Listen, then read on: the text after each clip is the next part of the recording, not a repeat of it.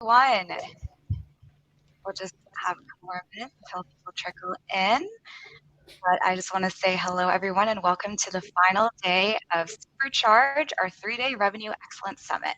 What a jam-packed week, and I hope you were all able to attend the last few days. And if not, well, I'm glad that you made this one. Today's event is brought to you by the team at Modern Sales Pros. And for those who are not familiar, Modern Sales Pros is the largest and highest quality sales management and sales leadership, sales and revenue operation, and sales enablement community. Our mission at MSP is to create an environment of our members to answer the toughest revenue questions out there. And if you're not a member yet, you'll be invited to join after the summit. Just also wanted to give a special shout out to our partners. This summit would not be possible without our amazing partners who you see on this slide. So thank you all to our partners for making this summit come to life. To learn more about our partners, click on the sponsors booth right up next to the stage, the agenda speaker at the top of the event page, and check out all the ungated valuable resources that our sponsors have made available. And of course, if this is your first day joining us, this week's summit will be full of ways to get your team supercharged. Whether you're in sales, marketing, customer success, or product, there will be content for you. And if you want to see what's going on for the rest of the day, visit the agenda tab at the top of the event page to see what we have in store on the last day. Now for today's session, I'll quickly go over some housekeeping notes, introduce our awesome moderator. The speakers will also introduce themselves, and we'll dive straight into the content. And we'll also have time for some Q&A. And we'll also have time for closing takeaways, and I'll hop back on stage to close things off. And this event that we were all in today is Building the Future Modern Sales Tech and Design Go-to-Market. And as you can see here on the screen with me today, we have an amazing lineup of speakers who you will meet all very shortly. But before we dive into the content today, quick housekeeping notes. First, the event is being recorded. You will have access to the recording and the key takeaways on the summit page on the MSP website following the event. So if you missed the last 2 days, don't fret. All recordings will be made available after the summit.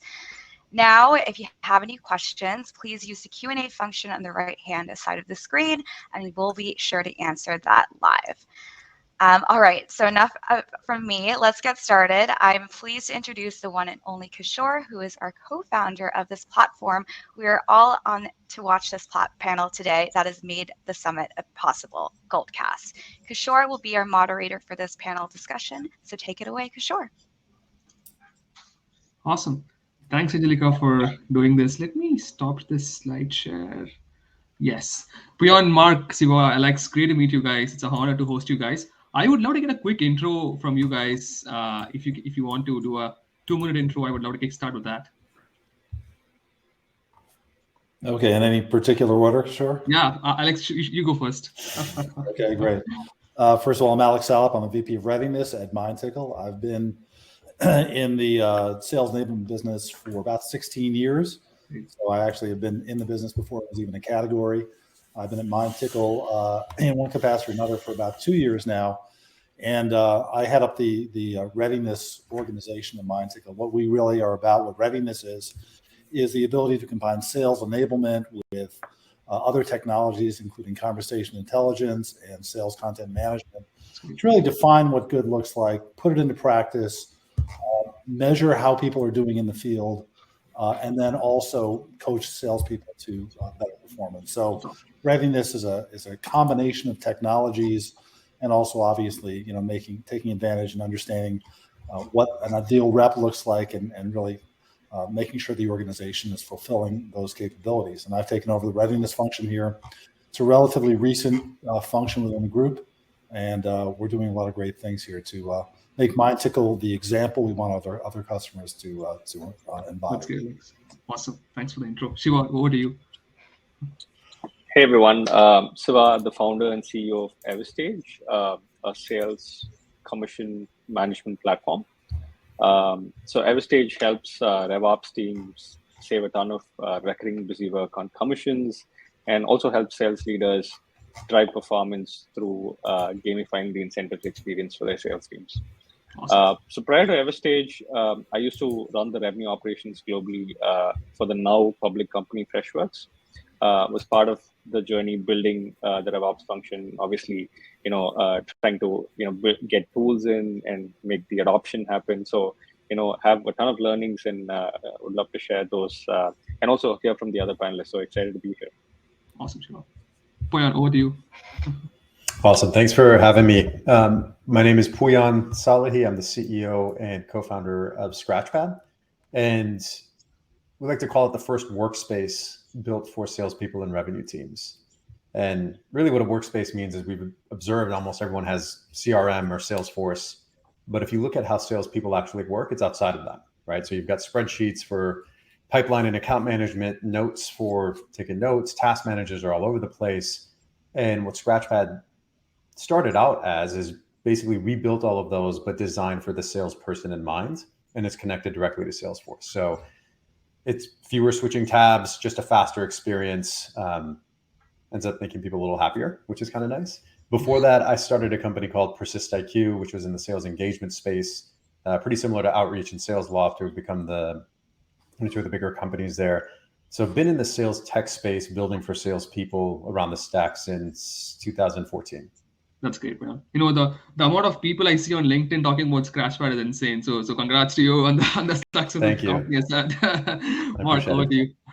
Yeah, really appreciate it. Thanks for having me. Excited to be on the panel. My name is Mark Fershteyn. I'm the CEO of Recapped.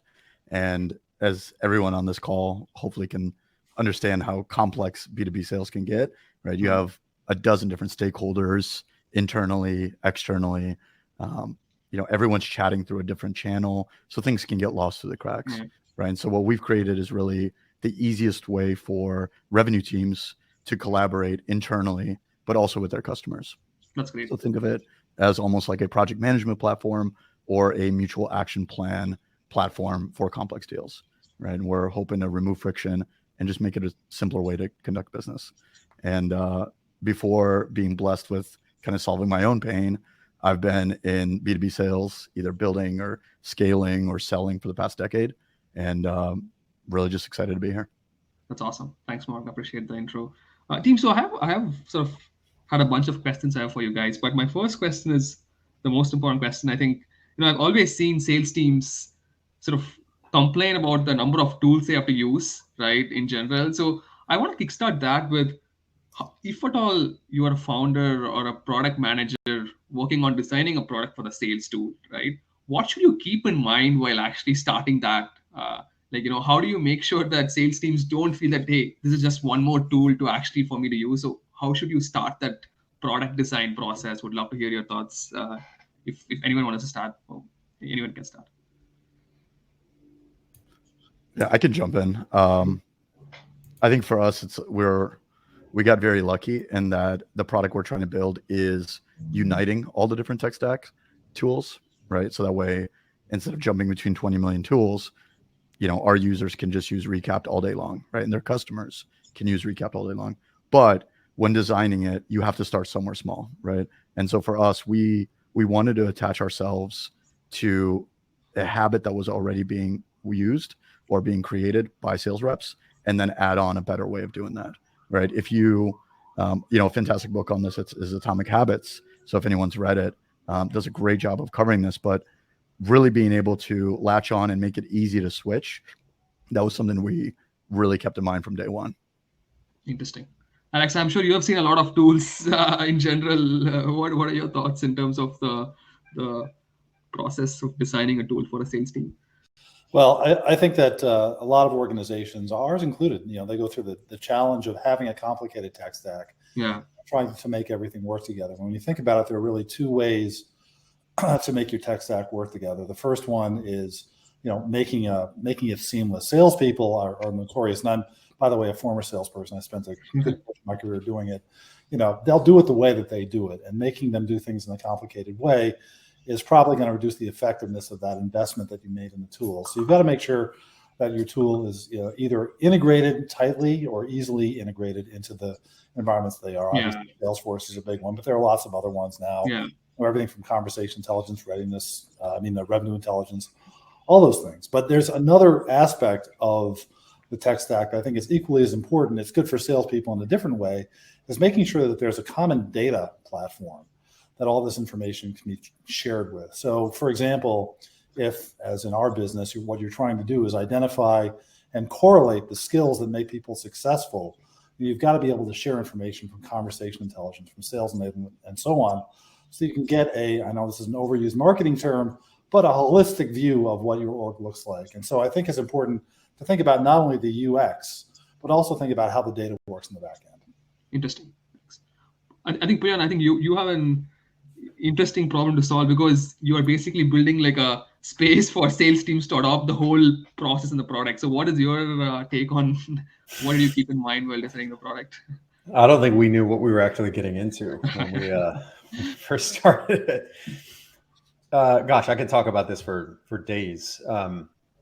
But a few key points, I'd say, if you're just getting started, I think recognizing that you can't just make a bucket called salespeople, because salespeople all work so differently. Even if you're on the same team and you're in the same segment, right? So let's say you're on the growth segment of the same company, you look at how 10 different people on that team work, they'll all have slightly different nuances, sometimes radically different ways of working. We all process information. I mean, we're humans, right? So we process information differently. We think differently. We communicate differently.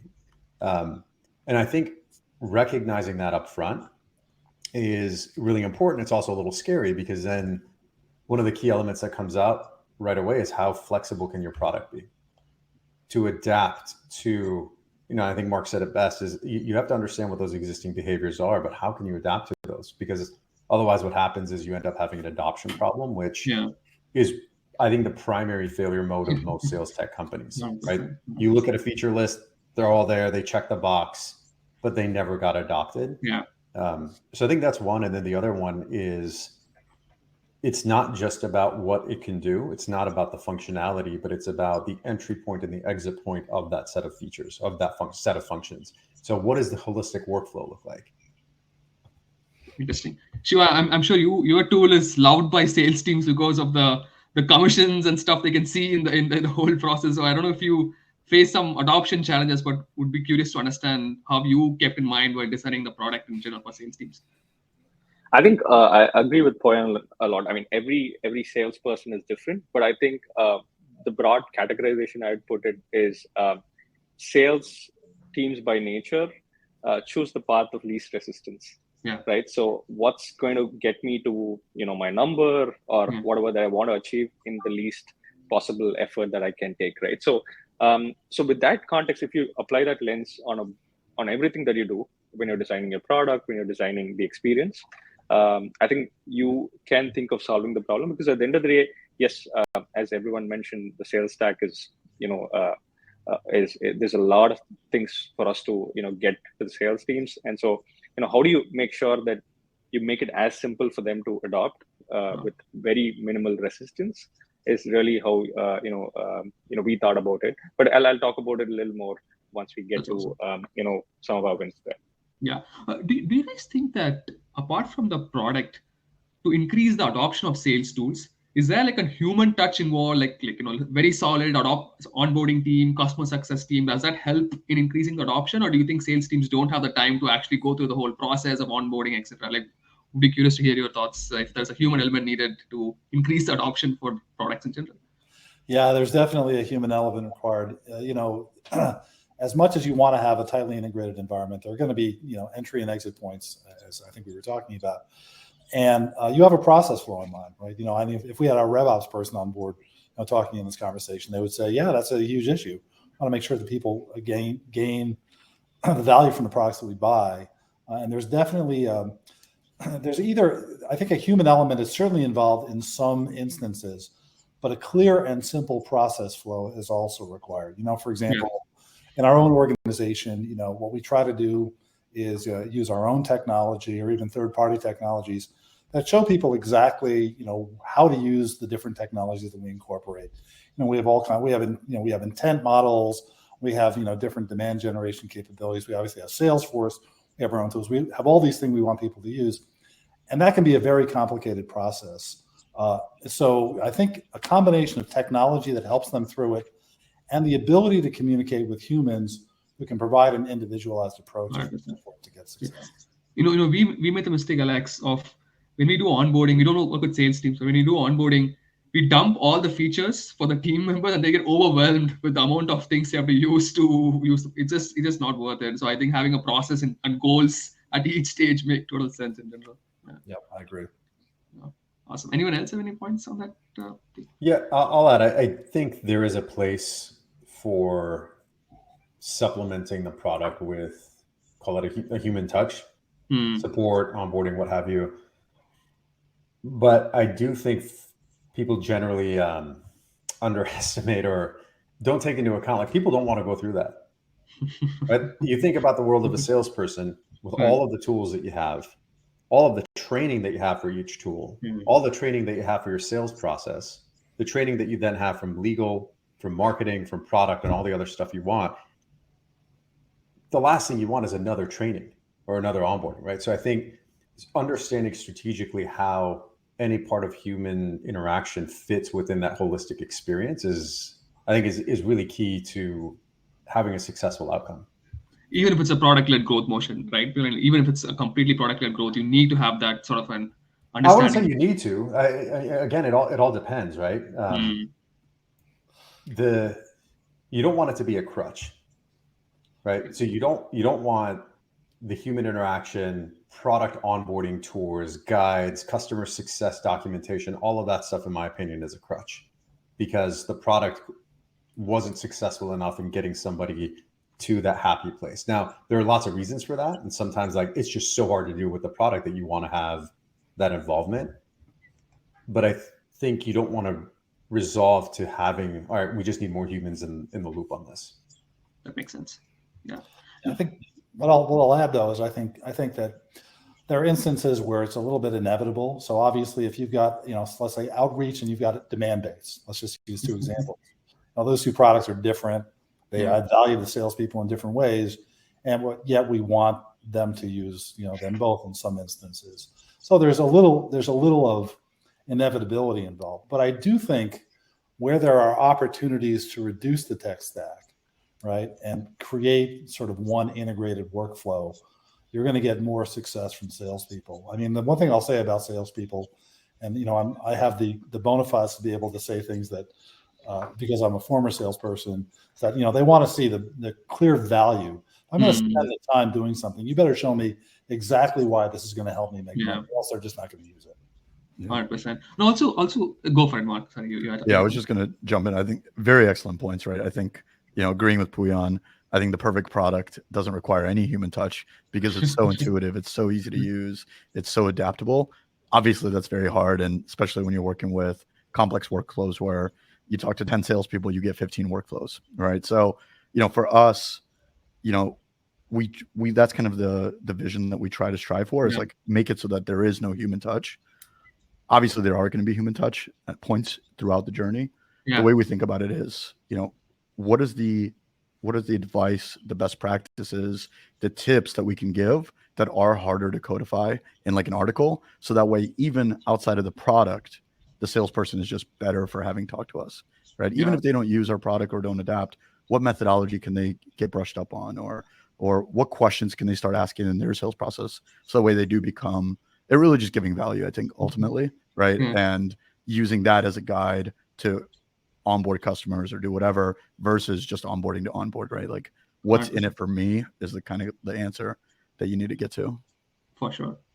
But one thing I've thought about it is that, do you guys think when you're selling to sales teams, the process changes? Like, typically there's a discovery stage where you like ask questions, and then you move to the demo stage where you demo the product and stuff, right? But I'm sure sales teams know that, like, hey, what are you doing? I know that you're trying to ask discovery questions and all that stuff, right? Like, just get to the demo quicker. Do you think there's a change in the sales process in general you're trying to sell to sales teams, or is it still the same that you ask a similar set of questions, understand the problems, go to the demo on the next call? What's the typical sales cycle? Well, I can tell you that, the sales stages, I mean, I think they've been refined over time. We understand so much emphasis has been put on the buyer's journey in a selling process now. And, I was just looking at research that says that 43% of buyers don't want to have a salesperson involved in the conversation at all, right? They want B2B buyers. They don't want to talk to salespeople. Yeah. But we have to make sure that salespeople are really effective during that limited window of time in which they're communicating with buyers. So what we have to do is we have to enable them to be effective in each step of the process. And so sort of to combine that back with the tech stack and, to talk about sort of where we enter this conversation, it's really important to make sure that you're providing them in a meaningful way, an easily accessible way to understand, hey, this is what good discovery looks like. This is how I can move the sales, a process into the next stage. Here's how I can, based on what's going on, my actual sales conversations, identify where there are opportunities to either remediate this deal or remediate my skill set in a workflow so that salespeople are doing essentially the same thing, but they know more about how they can do those things better and get their job done more efficiently. That makes sense. Yeah. The thing that I've been thinking through a lot is that there have been a lot of sales tools that automate a lot of core sales numbers tasks, right? Like writing outbound messages or recording and sending to video messages to thousands of people in an automated way through machine learning and stuff. Do you guys think there has been increased adoption of those tools in general, team? Like those kind of things that automate the salesperson's core tasks in general, like writing emails and sending video messages and stuff like that?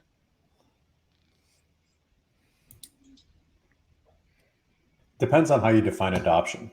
When I mean adoption, Are people interested in trying those because it can maybe increase activity numbers? Yeah. Are they actually effective? We don't know, right? I mean, and I don't know if those are, it depends on when we say core tasks, right? And I think Alex brought up an interesting point about buyers not wanting to talk to salespeople. And when I hear that, I think about, okay, well, why? Why is that the case? Yeah. And I think it's simply a failure. It's simply a failure of sales, right? Because the perception of the buyer is like, I'm going to get on a call and this person is just, I mean, we've all gone through this, right? I get pitched all the time. We buy software. So I go through this and it's interesting to see. You get on a call and it is all about the other person. It's about their process. You can clearly tell their manager or their rev ops team has laid out their process. They're going through their questions and it's a waste of my time to get on that call because I'm not getting anything out of it. Yeah. But our approach is just to say, okay, well, that's an opportunity for us to create a fundamentally different and better experience for somebody that we interact with, right? And I think I think a world does exist where if you are a buyer, you would want to talk to a salesperson, right? You'd want to interact with somebody completely that is your concierge, that is helping you, that is guiding you. That's just, it's a mismatch in expectations because that's ideally like what my expectation would be. I actually think that's just a better way to sell, to be honest. But somehow the process has deviated from that. That makes sense. It's funny, but I've been that kind of a person where I'm very technically backward, so it's very hard for me to adopt a tool. So I'll have to talk to a salesperson to understand the workflows and how it exactly works to actually adopt a tool. So it's hard for me to not talk to a salesperson and buy a product. So I have to completely agree with that. Yeah, but I think when I tell this to my team all the time, even though we have, I personally I obsess over the product and the experience. My co-founder does, our whole team does. But at the end of the day, I also tell them, listen, our product doesn't matter. I don't think anyone is excited about the product. What they're excited about is what it enables them to do. And if you can get past your own product, like drop your own ego on how awesome your product might be or what the feature set can do, it's not about that. And then when that sheds away, then it becomes a lot easier, right? Because it's just about the other person. It's like, okay, well, let's figure out what is it that you're actually trying to accomplish. And maybe you don't even know. And I think a lot of people enter calls like that and they don't know, right? They're asking the salesperson, help me understand the art of the possible here, right? Like if I'm talking to Mark, I'm like, I don't know, I've heard mutual action plans are helpful. Like instead of going through the feature set, maybe help me understand why they're interesting. And that alone, if I get bought into that, then in a way the features, I'm like, sure, they'll follow. That's just the supporting evidence for that key point. Yeah, no, absolutely. And I think it's, Pouyan brings a really good point, right? It's becoming obsessed with the problem, not the solution. Yeah. Right. Like what is the job to be done? What is the workflow? Again, right. What's in it for me? Kishore, I think to answer your original question, when you're selling to salespeople, I think your game has to be that much more elevated, right? Because if everything you're doing, every question you're asking, it's being judged, right? And real recognize real, right? I think at the end of the day, so you have to make sure that how you sell. I frankly think like how you sell is so much more important than what you sell, especially in today's crowded market where you have to differentiate yourself with that experience. 100% on that point. Yeah. Alex, go ahead. Sorry, you had a point. Yeah, no, I agree with that, and I also strongly adhere to the philosophy that you are not solving someone's problems. You are. If you think of the sort of a Greek tragedy, some horrible ill befalls the person that you're selling to, and you are not the hero in that story. They are the hero in that story, right? Yeah. And your product is the conduit that enables them to get to the place they need to be, right? 100%. And so it is very important, just from a selling motion perspective, that's the way you think about a conversation with a buyer. But I think it's very important to get back to the sales stack, since we're deviating the sales methodology a little bit. The sales stack, it has to support that effort. It has to provide you either with the infrastructure that enables you to communicate that way, or the actual training, either on the sort of long, in the long view, sort of the onboarding, or just in time. Hey, what do I do? I'm about to talk to director of marketing at a retail company. How do I communicate with that person and not sound like the 50 other people that just tried to reach me? Yeah, for sure. Like, so I want to go back to the point that Mark brought up. That sales experience is so critical, especially in crowded categories. I've asked buyers, like, why have you chosen Goldcast? Like, because the experience is better in terms of sales. We also lost deals because of that. Like, some competitor has a better sales experience, and it's very hard to like differentiate features in a crowded category of sorts. Especially in remote selling, do you have any tips for how should sales teams stand out, especially when you can't like observe how the person reacts and body language and stuff like that? Would love to hear your thoughts on how teams can stand out in remote selling if they have to elevate their sales experience when selling to sellers. Are you asking me? Anyone, actually. Open question for anyone. I don't want to take too much of the stage time, but I think it's really important when you're doing that to be very laser focused on the customer. You should never engage in a call with a customer without knowing a lot about them. People call me all the time, or they send me emails. They say, I hear you're the VP of readiness. I'm like, well, great. You looked at my LinkedIn profile. Thank you very much. But if they know more about my company or my company's problems, I'm much more inclined to want to talk to them, because I don't have time to educate somebody on who I am. And that's what our buyers are like too. Interesting. Siva, what about you? What do you think? I think certainly you need to get to the point quicker. You don't have as much time for all the small talk and the ability to really build a relationship that you would do in person. Obviously, you don't want to be very transactional as well. You want to make sure you showcase that you understand the other person, understand the problem from an emotion standpoint, right? Like, what's the frustration, or what's the thing that'll drive happiness? Get to the real emotion and talk on that so that people really are able to identify with what you're talking. And again, it really doesn't matter. Problem always beats your product, right? So just focus on the problem and get to the emotion. That's awesome. Yeah, I think the other thing I was want to check with you guys is that, apart from your company, if you can give an example of a sales product that has solved a real problem, like what's a product that you guys admire in your tech stack, apart from your product, obviously? I mean, I really love Gong. I think a lot of us, I'm sure, would also say that. But Gong is something, especially during we started the company right during the pandemic. So remote selling was all that we were doing. So Gong was certainly a huge had a huge impact on our sales process. I can jump in. I don't know if it falls into the sales tech stack, but I'll just throw it out anyway. So there's a product called Cabal, CABAL. I use it. And so right? I think it was. I don't think somebody would look at it and be like, okay, that should be in the sales tech stack. Gong, outreach, what have you? Yes. But what it does, and you can use it for quite a few things, but what it does specifically to sales that I think is really interesting, and it's an area that not enough, I think it's low-hanging fruit for any sales organization, is the power of the referral. Referral from your own customers, referral from your team members, referral from investors, and it makes that ask a little bit easier. And it's just, I don't know, incredible team behind it, and they're continuing to invest in the product. So that's something that I'd vote for. So basically, how do you leverage referrals to push deals across the stages? Like using existing customers, employee connections, and all that stuff. It could apply to any stage of the deal, right? Yeah. So the benefit is you can be strategic. Sometimes you're using it for the initial intro. Other times you have that card, but you're waiting to play that card, right? It's like, okay, the process is working. Let's go through it. And then you get a strategic connection to the top. No ask, no requirement, but just simply saying, hey, I'm here.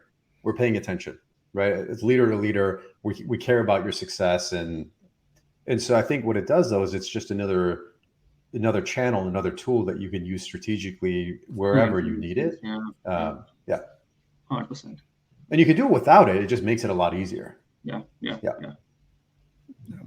I'll jump in. Alex, I don't know if you know or not, but we're actually evaluating Mindtickle. Seems like a great product. And then we're big fans of Scratchpad. So Siva will have to talk. I'm sure we try and adopt everything, but I think these guys have helped build a great product.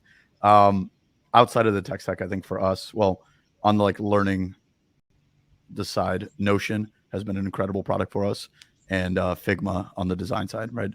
I think a lot of companies can learn a lot from the go-to-market and the strategy and just the frictionless experience of those two companies. I think they've done a fantastic job. And if more sales tools were like that, then I think we'd be in a better place. We use Figma, and we also we use a product called Reprise for some of our demos online, which is a pretty cool product. Yeah. One product I like to shout out is a product called Boost Up, revenue intelligence product that is really intuitive. It's really helping our salespeople and our managers forecast more effectively. And one thing, Steve, I'm just going to mention it, that certainly Gong is a big elephant in that space, but we also offer a conversation intelligence solution that's actually focused not just on deals, but also on skills focus and how you can remediate skills that might interfere with closing deals. But if I didn't say that, I think that somebody back at my company would.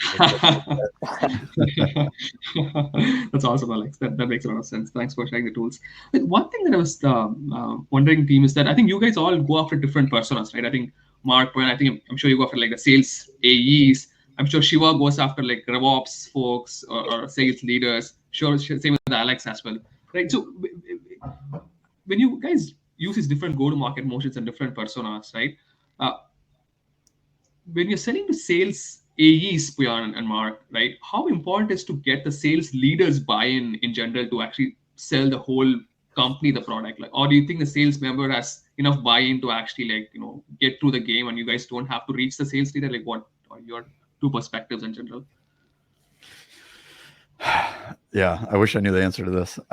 We're constantly learning on a daily basis, but I think every organization is different, right? In some organizations, the account executives are incredibly empowered and they dictate what the tech stack is, right? Others, you have a VP of sales where he or she may rule with an iron fist, and this is the process, this is what you're going to do, and this is what we're implementing, right? And so we try and make it very flexible. For us, one of the biggest things that we've been really focusing on is not only internal virality of the product spreading within, but also external, right? Because that to us is the biggest indicator if we're doing a great job, right? Are people telling their friends about this? Are they making intros even when they didn't go with us for whatever reason, right? That's what we try and focus on. And any way that we can accelerate that, whether it's free trials, freemium, but also just, I think ultimately, if you really just focus on solving the problem in the easiest and most frictionless way possible, the results will come from that, right? And so the go-to-market should be a reflection of that versus the reverse. Yeah, that makes sense. Pouyan, what do you? Gosh, I wish. I don't have an answer. I'll just share some learnings I've had. Yeah. Yeah. So I think selling into sales organizations has become a lot harder and complex in some ways, and in other ways a little bit easier. Because so many tools, if you think about any revenue organization, well, the last few years, I mean, the number of sales tools that has popped up is, we all know it's increased, right? And so most organizations have purchased more. So they also have that experience where, crap, we bought some stuff, nobody's using it. And so what that leads to is in the sales process, at some point in the evaluation, they're generally getting feedback from people. And I think that's a little bit different than it was before, where rev ops, sales ops leader, or sales leader would just go and buy something and just say, okay, we're using this now. That probably still happens, but I think it's shifting a bit more where the voice of the salespeople is becoming more influential. Now, I don't think it's enough to say, yeah, we want this tool, go buy this tool. But recognizing that that's the case, I think is important. However, that fits into your sales process, right? And each product, that usage pattern is going to have a different influence level. So I think that's just really it. I don't have an answer apart from that. Yeah, that makes sense. Because I feel, go ahead, Alex. Yeah. Sorry, I think that in today's complex B2B world, which is the beginning of every marketing document you've ever read, in a complex B2B selling environment, you are selling to committees, you're selling to large groups of people. There isn't any one answer. Like, in some organizations, certain kinds of products expand through virality, but largely, if you're trying to do a 6 or even a 7-figure deal with a company, the way you're going to do it is by engaging with a lot of people. I don't think a lot of people would refuse a meeting with a CRO, right? I mean, everybody wants to reach the CRO. They control the budget. They want to make that decision. Yeah. But you have to understand the fact that sometimes you have to work up to the CRO, or you have to work around the organization. And so a good sales rep multi-threads. I mean, that's just the way it is. I think the latest research, I can't remember what it is. It's somewhere between like 10 and 15 people in the average B2B selling process. You just, that's a good rep, does it. Just communicates with a lot of folks a lot of the time. Very interesting. Because I also feel that I remember a case recently where we are looking at multiple tools, right? And there are 3-4 players in that market. There are a bunch of sales reps who came in and sort of like overcame that sales leader's sort of preferred tool, because they said, we've used this tool before, this is what we want, right? And when you have sellers saying stuff like that, it's very hard to overcome people who are actually using the product. So I felt there was a different change in general when how people evaluate tools, from a sales leader coming on top of people, and then so it was just an interesting change to me. So that's why that's the question. Yeah, I mean, I think that comes back to just social proof, right? Yeah. Who do you trust? A salesperson on the other end that you just met, or your own internal team voicing, their own praise for a tool, right? And it's obviously you're always going to go with the more familiar option. Not always, but it does play a really big piece. I'll add, though, I think it's dangerous to assume and generalize this across the board. The biggest factor I've seen play in this is the mindset of leadership and rev ops at the organization. And on the spectrum, I've seen some that are open to hearing the rep's perspective. They care about the rep's happiness. They care about how folks work. And on the other spectrum, I've seen ops leaders and some sales leaders say, listen, we care about the process. That's comfort. We don't really care what the reps say. They should just do their job. And they should just follow whatever we tell them. And figuring out what the mindset of the organization is up front, I think, can help you navigate what direction you need to take. Oh, that's a fair point. I think one thing that we are increasingly seeing, to Pouyan's point, is the former, which is ops and sales leaders being more considerate of the happiness of reps. I mean, this was not the case before, but we're seeing that more often these days in companies, at least from our experience. Yeah. And I think that's also a reflection of how the markets are behaving. Sales reps today and employees generally have more power than employers, right? There's this shift in the last decade or so. So I think all of that's impacting. And so we are seeing, them being more considerate than probably before, and at least generally more organizations doing that than, being, high-handed. Very interesting. One thing, Mark, I think you sort of touched upon the component of virality in designing the product such a way that it spreads quickly across organization, within organization and stuff. If you can give us an example, or anyone who has sort of included virality in the product set, like how does it work? If you can share some examples of how you guys use that to expand your usage, I would love to hear that. Of us implementing, I guess, other Yeah, I think products. I'm sure Pouyan has said, I'm sure Shiva, Alex has said, like some bit of a component of virality within the organization and outside the organization. So, would love to hear what sort of Yeah. features that or how that helps to increase adoption in general and lower the CAC. Yeah, I mean, when you think about tools, there's a couple different modes, right? There's the single player, right? Hey, I'm going to go in, I'm going to go and use it myself. Yeah. And there's no added extra benefit for having other people. Then there's multiplayer, like Slack, right? Slack is not going to be very fun if it's just yourself, right? Right. You have to bring other people in. And then you have, the third layer, which would be, I guess, multi-organization, right? Yeah. How do we bring in other people who, like Slack Connect, for example, right? A good example. So I think it really just depends on what framework the tool is in, right? I think, Loom does a really fantastic job of this, of, spreading throughout, where there's still a lot of single player value. But by bringing in other people, now we have, if I'm a leader, for example, I now get visibility, right? Same thing with Notion. Same thing with a lot of these, product-led growth kind of note-taking tools, right? Scratchpad, perfect example, right?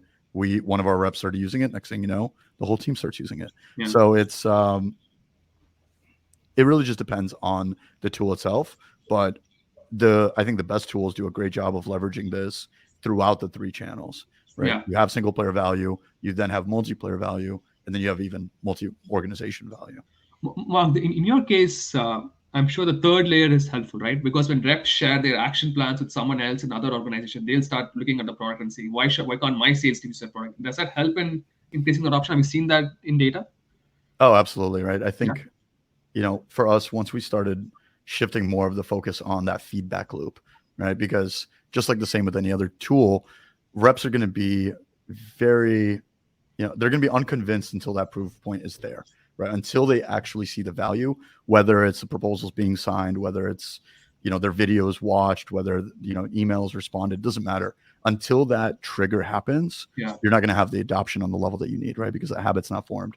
So whatever that deeper level, adoption layer is, that's what you need to focus on. And for us, we realized, like, once a customer goes in and collaborates with the sales rep, all of a sudden adoption jumps to the roof, right? It's like the aha moment that happens. That makes sense. Pouyan, over to you. I think for you, probably the first 2 layers that Mark said will be interesting, like single player and multiplayer. I don't know if you guys are doing the third category, but would love to hear your learnings in terms of what has helped in the first 2 ones. Yeah, we're not doing anything on the third category. I think that's just outside our scope. Yeah.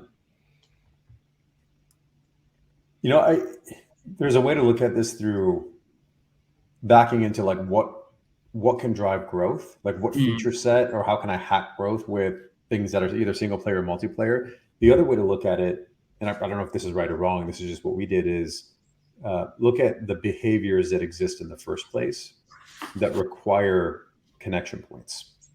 And so some examples of how Scratchpad has grown inside of an account, the single player use case could be something like, I use it to take notes. I use it to manage my pipeline and update next step in medpic fields, right? So my manager's on my back. I use it for my task management system. And so there's many different entry points and many different ways to use it. But rarely does a salesperson go through their week, their day alone, right? You have vertical connection points, like with your manager, maybe with the VP that's asking about that top deal. There's horizontal ones. Maybe you're working with an SDR and trying to collaborate on getting into accounts. Maybe you pull in a sales engineer, you're doing a handoff to an AM. Those already exist. We don't need to recreate those.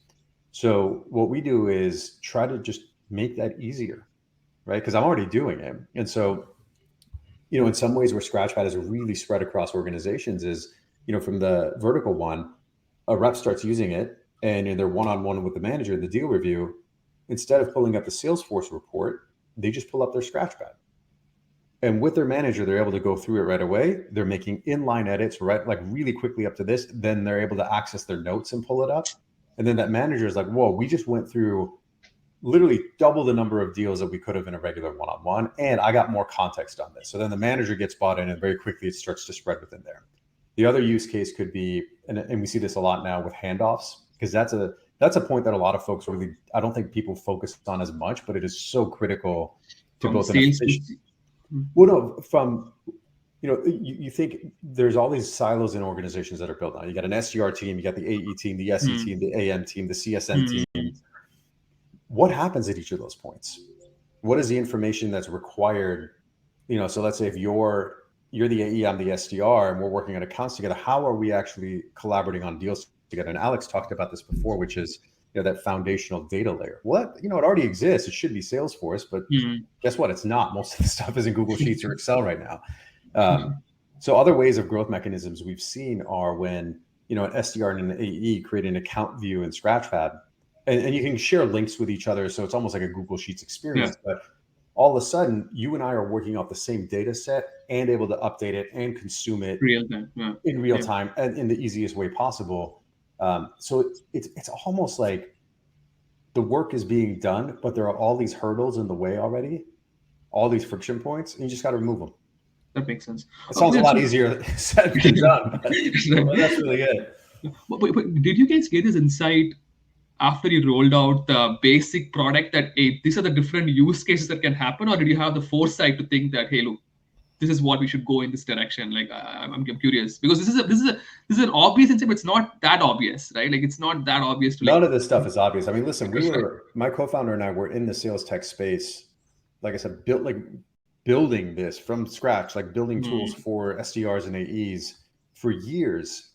And even then, like the problem wasn't obvious to us. Yeah, exactly. And I think what had happened is everyone just kind of accepted the current state as an acceptable way of operating, which is I've got Salesforce and then I've got all these other tools. And even outside of those tools that the revenue team has purchased, the salespeople themselves, now inclusion of SDRs, AEs, AMs, all of that, they're working out of tools completely outside of that stack and then blocking 4 hours off a week to go and update it, right? Somehow everyone just accepted that as like, listen, it sucks. It's just the state of the world. You just deal with it. Stop complaining. And what we did is, I guess we just asked why. Like, why does that have to be that way? And once you start asking that question and you unpack it, you realize, holy crap, this is complex to solve. And many people have tried. We're not the first, right? There's a graveyard of products and companies that have tried to make updating Salesforce easier, but that wasn't our starting point. We never said, how can we make Salesforce easier to work with or make updating Salesforce easier? What we did is said, let's look at the job of an account executive. And we actually went and sat behind account executives. We have pictures of some where we literally sat there for hours just watching how they work. And they turn back to us every so often. We're like, is this really interesting to you? Y'all still want to do this? We're like, yep, keep going. Take that 2 pages of notes in the comments section of a task. Keep going, keep typing. And it was through that experience that we realized the key here is making how salespeople work better.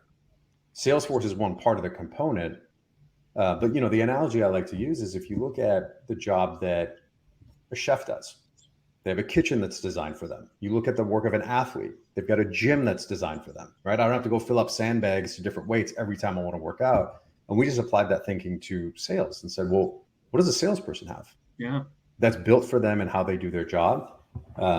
It opens up a whole. We're still going through an incredible number of design challenges today. But it's been a constant. It's a constant mode of thinking that's just unlocking new insights versus how we had this flash of brilliance that like led us down this path. Yeah, that makes sense.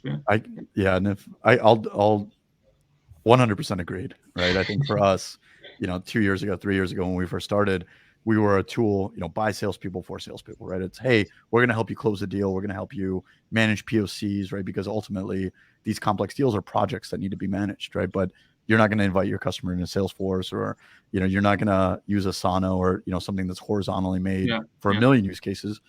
To Pouyan's point, salespeople have their own workflows. And we started there. And what we actually realized is now in hindsight, it's so obvious, is that the same issues that happen in closing a deal happen in onboarding a customer, happen during renewals, happen during QBRs, right? And so for us, we actually were pulled the way of, handoffs to customer success and helping with implementation literally by our customers using it. And we're like, no, you're using it wrong. What are you doing? This is for closing deals. But then, we sat down, we kept doing interviews, and we're like, oh my God, the same complexity, if not even more sometimes, right, happens throughout the journey. And so how do you take those different silos and break them down, right?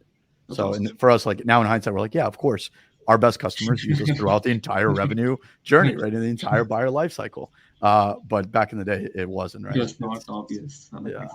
I think all of us have similar experiences. I know with Mindtickle, one of the ways that we've developed our solution set has been based on the experience the salespeople have with managers and how they apply training in the field. So, what often happens is that people get trained, they go out in the field and they forget everything they were ever trained on.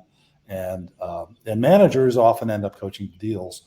And so we've spent, particularly recently, with the introduction of conversation intelligence and enhancing some of our coaching features, is that what we're really trying to do now is create that better collaboration between salespeople and managers. We've always thought, every company says, we want to build a coaching culture, but what most organizations run into is the fact that coaches don't have the time, they don't have the resources, and organizations don't have the infrastructure to make that happen.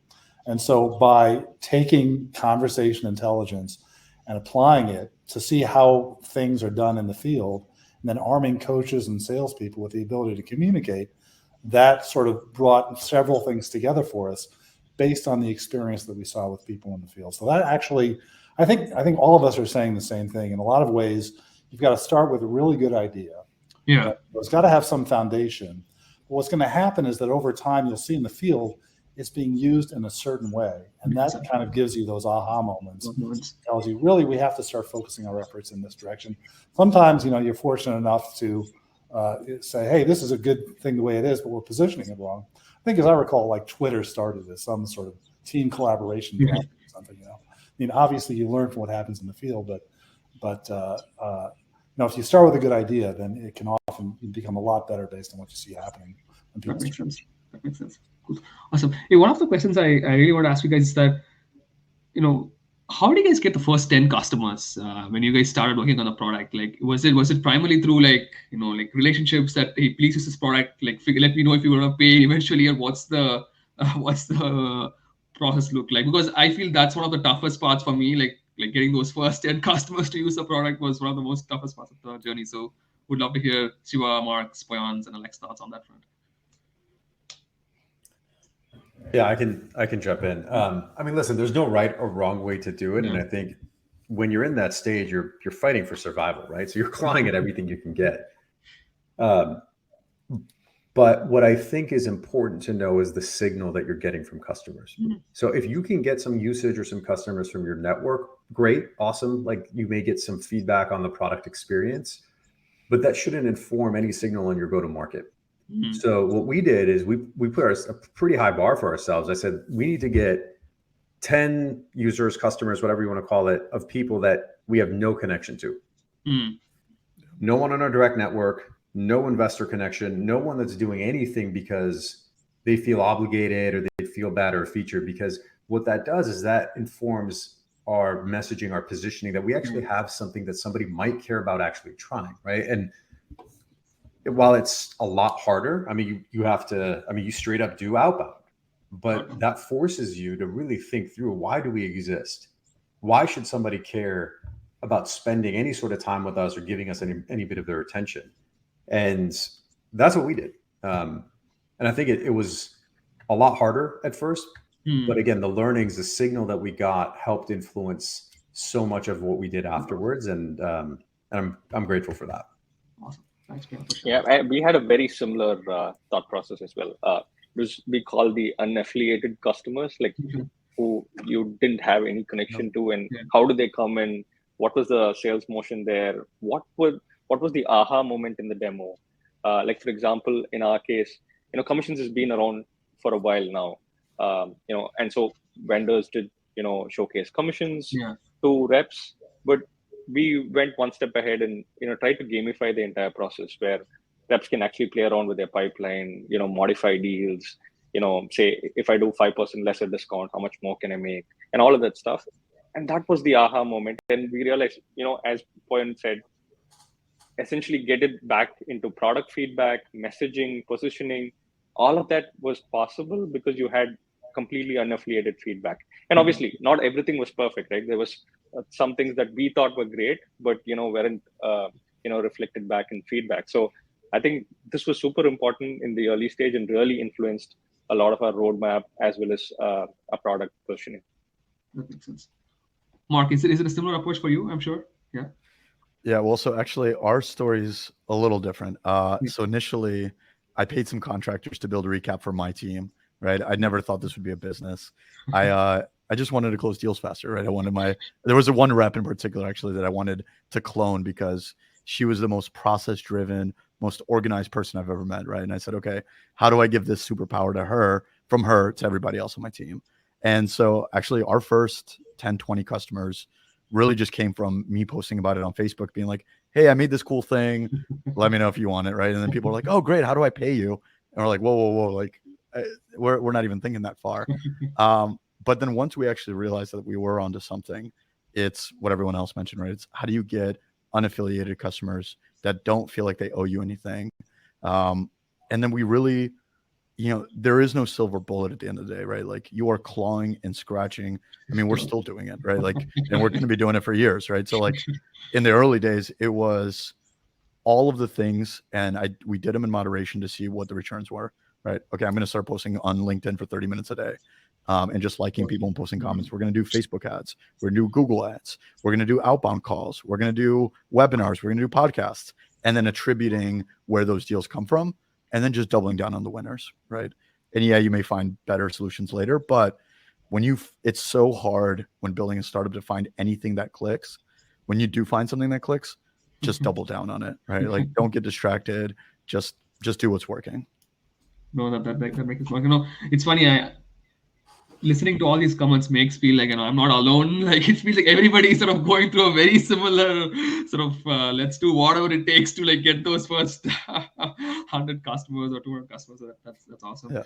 I want to sort of close down a team with just one question. Any books you would recommend for folks who are starting up in general for a product design or like early stage go to market? Like would love to hear your thoughts on any books that are useful to you guys in general. The stack that we give to everybody that joins the organization and starts becoming in sales. One is Influence by Cialdini, amazing book. I think everyone should read.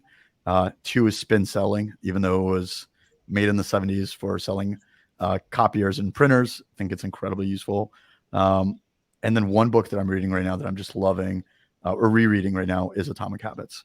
And it's just, for personal, for benefit, for work, for, it really all comes down to these little workflows and little hacks that you can do for yourself or your product. I think the parallels there are pretty incredible. So that's awesome. What second book you said, Mark? The second book you mentioned? I didn't get Spin Selling, SPIN. Yeah.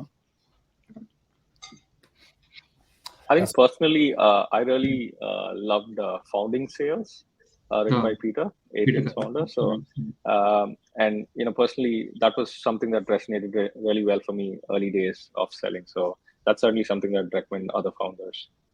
Totally. Alex, what do you?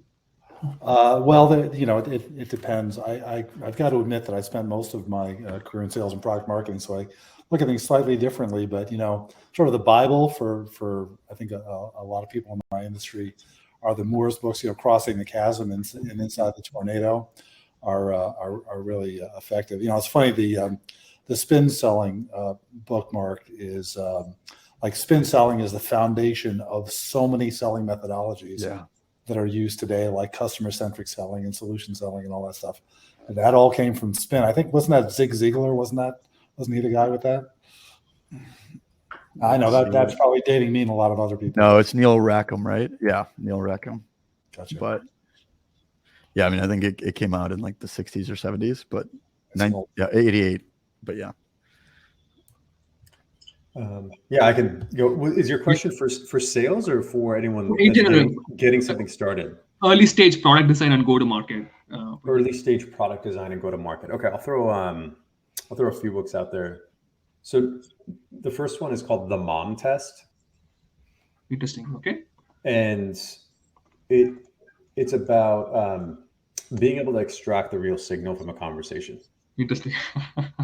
Right. And so it's super helpful when you're approaching customer conversations early on to really get to the heart. Okay, what is there anything really here, or are they just trying to be nice and tell me, okay, yeah, I'll use this thing, and doesn't really go anywhere. So that's one. Another one, I think that just helps on asking questions. It's more of a negotiating book. It's called Never Split the Difference, which I think a lot of folks have read. But again, that's I think it's more along the lines of just human psychology and how to understand the impact of questions that you're asking. And then the third one is writing that works. So it's, again, old school, but just how to write. Better. Yeah. No, that's true. But the mom test looks very interesting, points. I'll give it a read. I think that's very relevant to get the right signals from the conversation. That makes sense. Awesome. I think if you have Angelica there. Angelica. Yes. Oh, can you hear me? Hello, everyone. I'm just here to wrap things up. Thank you so much again, Kishore, Pouyan, Alex, Siva, and Mark for today's discussion, and everyone here today for attending today's session. Quick reminder that the session is recorded and will be made available later today. And up next, our last panel of the summit, from 10 million to 100 million, the CRO's game plan to long-term growth. Right there. So be sure to register, and I'll add the link in the chat function below, and we hope to see you there. Thank you, everyone, and see you then. Awesome. Thank you, team. Thanks again.